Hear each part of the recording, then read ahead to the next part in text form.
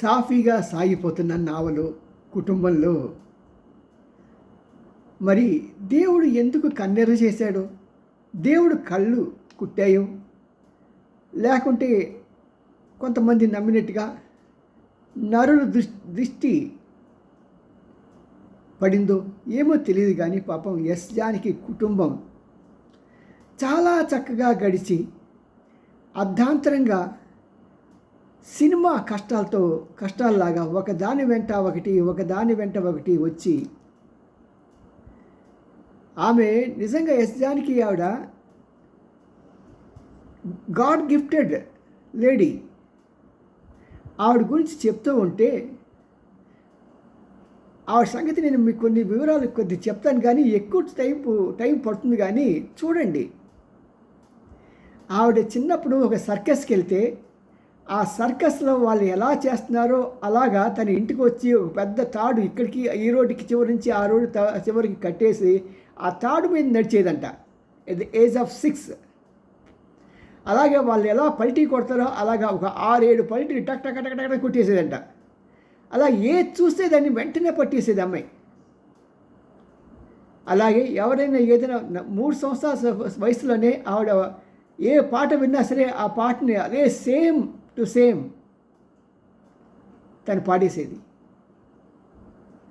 తనకి సంగీతం మీద ఉన్న మాధుర్యం గ్రహించిన తల్లి ఒక సంగీతం మాస్టర్ దగ్గరికి తీసుకెళ్ళి నువ్వు అక్కడ నేర్చుకో అంటే ఈమె చేత 1-2 పాటలు పాడించిన ఆయన, అమ్మా నువ్వు దైవానుగ్రహరాలువి, నీకు నేను చెప్పవలసిన అవసరం లేదు అంటే వాళ్ళ తల్లి అబ్బబ్బే అలా అనకండి సార్, మరి మీరు నేర్పించకపోతే ఎలాగా అని చెప్పని తనకి అక్కడ నేర్పిస్తూ మొదలుపెట్టిన తర్వాత పాపం ఒక 1 year లోపలే ఆయన చనిపోవడం జరిగింది. ఇంకా అక్కడి నుంచి ఆమె మళ్ళీ ఎక్కడా నేర్చుకోలేదు. అలా నేర్చుకున్న దాన్ని తిరిగి ఇంటికి వచ్చి ప్రాక్టీస్ చేయటం కూడా ఆమె ఎప్పుడు చేయలేదు. ఎంతసేపు సినిమా పాటలు ఎప్పుడు రేడియోలో పాటలు వస్తుంటే ఆ పాటలు అలాగే, లేకపోతే ఏదైనా మైకుల ద్వారా పాటలు వస్తుంటే ఆ పాటలు వింటూ ఆ వెంటనే గ్రహించి అలాగే సేమ్ టు సేమ్ పాడే అటువంటి చక్కని దైవానుగ్రహం కలిగినటువంటి బిడ్డ ఎస్ జానకి, సిస్ట్లా జానకి. మరి అనుకోకుండా చాలా చిన్న వయసులోనే ఆవిడ సినిమా రంగానికి రావటం జరిగింది. అక్కడే రాంప్రసాద్ గారు పరిచయం జరిగింది. ఇవన్నీ డీటెయిల్గా చెప్పుకోండి, చాలా సేపు పడుతుంది. మీకు అంత చెప్పేంత ఓపిక నాకు ఉంది, కానీ వినేంత మీకు ఓపిక లేదు. అందుకని నేను చాలా బ్రీఫ్గా చెప్తున్నాను, కొట్టే తెచ్చేలాగా. సో వివాహం జరిగింది. ఆయన కూడా సంగీతం అంటే యమాపిచ్చి ఈ అమ్మాయి ఆయన్ని ప్రేమించింది. అది కూడా చాలా పెద్ద కథ. ఒకసారి వాళ్ళ ఇంటికి వెళ్ళినప్పుడు ఈమె జస్జానికి వాళ్ళ నాన్నగారి జేబులోంచి ఈయన ఫోటో పడిందంట కింద.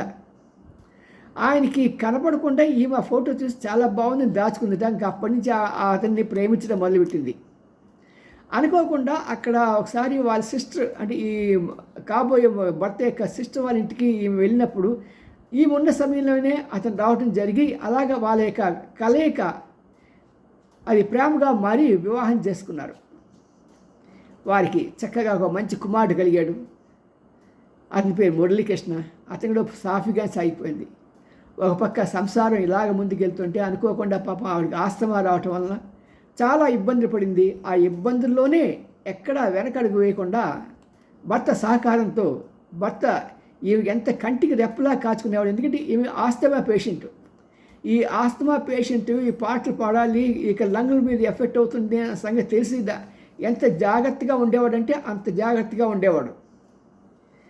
ఒకసారి ఈమె పాడుతుంటే ఆమె కడుపులో నొప్పి వచ్చింది. కడుపులో నొప్పి వస్తే బాలసుబ్రహ్మణ్యం గారు ఇది ట్యాబ్లెట్ వేసుకొని బరలు కానీ ఏం పర్వాలేదని, లేదు మా ఆయన చెప్తే కానీ ఇదేం పర్వాలేదమ్మా అందరూ వేసుకునేది అని చెప్పి ఇచ్చాడు పాపం, అంటే ప్రేమతో. దాంట్లో ఉన్న కొన్ని కెమికల్స్ పడక పాపం చాలా ఇబ్బంది పడిపోయింది, చచ్చిపోతుందేమో అనిపించిందట. అప్పుడు మొత్తానికి ఆయన భర్తని పిలిపిస్తే ఆయన తీసుకెళ్ళి హాస్పిటల్లో పెట్టి డెక్కట్రాన్ ఇంజెక్షన్స్ ఇప్పించాడు. తర్వాత కోలుకుంది. అంటే ఎంత కూడా ఒక చిన్న విషయం మనం తెలియని కాదు చెప్తున్నమాట. మరి ఇలాగా వాళ్ళు ప్రయాణం కొనసాగిస్తున్న సమయంలో కుమారుడికి వివాహం జరిగింది. ఆ వివాహం జరిగిన తర్వాత మరి కొంతకాలానికి వాళ్ళకి 2 అమ్మాయిలు పుట్టారు. ఆ కోడలి పేరు ఉమ. ఆ ఉమతో వివాహం జరిగిన తర్వాత మరి ఎందుకో మనస్పర్ధలు వచ్చి ఇద్దరు విడిపోయారు. విడిపోయినా సరే వాళ్ళిద్దరు కూడా అదే ఊర్లో ఉండటం మూలంగా ఆ ఇద్దరు మనవరాళ్ళు ప్లస్ ఆ ఉమ్మ భరతనాట్యం ఒక స్కూల్ పెట్టుకుని ఆమె మనగడు తను సాగిస్తూనే ఉంది. మొగుడితో విడిపోయిందే కానీ అత్తతో విడిపోలేదు. ఇంటికి రావటం పోవటం వాళ్ళ పిల్లల్ని తీసుకురావటం అలా చేస్తూనే ఉంది. కానీ విధి కాటేసినట్టుగా 1997లో పాపం హస్బెండ్ కోల్పోయింది ఈవిడ. అక్కడి నుంచి మెల్లిగా కష్టాలు స్టార్ట్ అయ్యాయి. ఈ కుమారుడుకున్న ఇద్దరు కూతురు అమెరికాలో, ఒక కూతురు అమెరికాలో పెళ్ళైన తర్వాత అక్కడికి వెళ్ళిపోయింది. ఆమె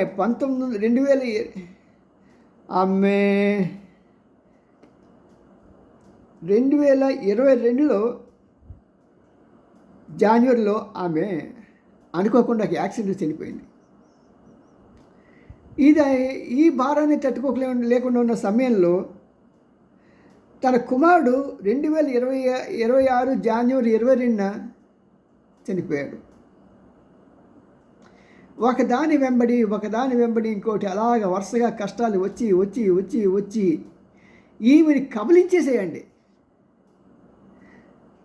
కాలం కాటేసిందా? దేవుడు కుళ్ళుకున్నాడా? నరదృష్టి ఇంత గౌరవంగా ఉంటుందా? ఏమో తెలియక కొట్టు మిట్టాడిపోయింది. భగవంతుడా, నాకేంటి ఇన్ని కష్టాలు ఒకదాని తర్వాత ఒకటి తట్టుకోలేకపోతున్నాను దేవా అని పాపం ఆవిడకి ఏడ్చిన మొక్కని దేవుడు లేడు. మరి అలాంటి ఆమె ఓయాసిస్లో మనకి ఎడారిలో వెళ్తున్న వాళ్ళకి ఓయాసిస్ ఎలా ఉంటుందో అలాగా ఈమె చెంతకి నవీన్ అనే చిన్న కుర్రవాడిని దేవుడు పంపించాడు. అతని గురించి అతని వివరాలన్నీ కూడా నెక్స్ట్ ఎపిసోడ్లో, ఎందుకంటే అతనే ఈమెకి లాస్ట్ అంత్యక్రియలు దహన సంస్కారం మొత్తం చేశాడు. ఆయన కొడుకు కాదు, ఒక అభిమాని. దాని గురించి నెక్స్ట్ రేపటి ఎపిసోడ్లో చెప్పుకుందాం. పాపం ఇంత బాధపడిన ఈ వ్యక్తి చివరికి తన యొక్క భర్త యొక్క ఫస్ట్ యానివర్సరీ చేద్దామని కూడా అన్ని రకాలుగా ప్రిపేర్ చేసి ఆ పెద్ద సంగీత కచేరీ పెట్టాలని చెప్పేసి హాల్ బుక్ చేసేసింది. ఎవరెవరి పిల్లలు ఎస్పి శైలజ వీళ్ళందరికీ చెప్పి నువ్వు ఈ పాట పాడు, ఇలా పాడు, అలా పాడు అని చెప్పేసి అన్నీ ప్రిపేర్ అయిపోయింది. మరి కుళ్ళు మోతు దేవుడు ఆమెను ఇంకా ఉండనివ్వలేదు. ఎందుకమ్మా మీ వాళ్ళంతా వెళ్ళిపోతుంటే నువ్వు ఒక్కదానివి ఇక్కడ ఎందుకు ఉండాలి? పదమ్మా నువ్వు మాతో పాటు రద్దు కానివి. అక్కడ ఘంటసాల గారు ఉన్నారు, తర్వాత పెద్ద గురువులంతా కూడా, మ్యూజిక్ డైరెక్టర్స్, పెద్ద ప్రొడ్యూసర్లు అంతా ఉన్నారు, అక్కడ నీకోసం ఎదురు చూస్తున్నారు రా అమ్మా అని చెప్పి పిలిచికెళ్ళిపోయినట్టున్నాడు. కానీ ప్రేక్షక లోకానికి మాత్రం, సంగీత ప్రియులందరికీ మాత్రం చాలా అన్యాయం చేసేసాడు దేవుడు కూడా. అఫ్కోర్స్ ఆవిడ పాట మానేసి 10 సంవత్సరాలు అయిందనుకోండి, మధ్యలో ఒక తమిళ సాంగ్ మాత్రమే పాడింది.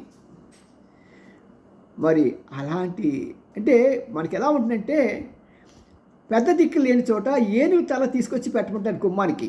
అలాగే ఈవిడ పాడినా పాడపోయినా ఆవిడ ఉంటే ఆ యొక్క నిండుతనం వేరు. మరి ఆ నిండుతనం లేకుండా ప్రేక్షక లోకానికి, గానం ప్రియులకి అయిపోయింది. మరి అలాగా చివరి శ్వాస వరకు కూడా నాకు అన్నిటికన్నా ఇష్టమైనది, నాకు నచ్చింది ఏంటంటే, ఆమె చనిపోవడానికి 3 గంటల ముందు మన ఆలీ, మన కామెడియన్ అతను యాక్టర్ మాట్లాడితే ఒక చాలా బాగానే మాట్లాడి, నాన్న నేను ఎక్కువ మాట్లాడలేకపోతున్నాను, నేను ఐసీయూలో ఉన్నాను, నువ్వు కనుక ఇటు వస్తే నువ్వు మా ఇంటికి రా, నేను కనుక హైదరాబాద్ వస్తే నీ దగ్గరికి వస్తాను, నీతో మాట్లాడతాను అని చెప్పి అంది ఆవిడ. అంత భయంకరమైన స్థితిలో కూడా ఫోన్లు అటెండ్ అయ్యి ఆ సినిమా రంగంలో వారి మీద ఉన్న అభిమానాన్ని ఎక్కడ దాచుకోలేదు. ఆవిడ లోకం సంగీతం, ఆవిడ శోకం ఆవిడ హృదయాల్లోనే, ఎక్కడా బయటపడేది కాదు. అన్నిటికన్నా ఘోరం ఏంటంటే, తాను ఒంటరిగా ఇంట్లో ఉండిపోవటం చాలా కృంగదీస్తుంది. అంటే ఇంతమంది చనిపోతుంటే అవి వద్దు వద్దు వద్దు అనుకున్నా సరే ఆమె హృదయాలని గాయాలు, పోట్లు పొడుస్తూనే ఉంటాయి. ఆ పోటులు హార్ట్ అటాక్గా మారి, అసలే వయోభారంతో వచ్చిన సమస్యలు, ఒక పక్క ఆస్తమా, రెండో పక్క బీపీ, షుగరు, ఇవన్నీ కామనే కదా. నింద లేనిదే బొందు పోదు అన్నట్టుగా ఈ నిందలన్నీ కలిసి ఆవిడ బొందు పోవడానికి అవకాశం ఇచ్చాయి. అమ్మ, నువ్వు లేకపోయినా సరే నీ గొంతు మా మధ్య ఉంది, నీ ప్రేమ, నీ ఆశీర్వాదాలన్నీ మా మీద ఉన్నాయి, మేము మీతోనే ఉన్నాం, మేము ఒకరోజు మీ దగ్గరికి వచ్చి అక్కడ మంచి మంచి పాటలు పాడించుకుంటాం. గొన్నమామిడి చెట్టు దగ్గర, లేకుంటే సిరిమల్లె పువ్వా సిరిమల్లె పువ్వా అని పాడించుకుంటాం. సరేనా అమ్మా? సీ యూ, మీ అండ్ రామ్జీ, సీనియర్ జర్నలిస్ట్, గుడిగంటలి TV9. లైక్ చేయండి, షేర్ చేయండి. మరి మీ అభిప్రాయం తెలియజేస్తారు కదా. బాయ్.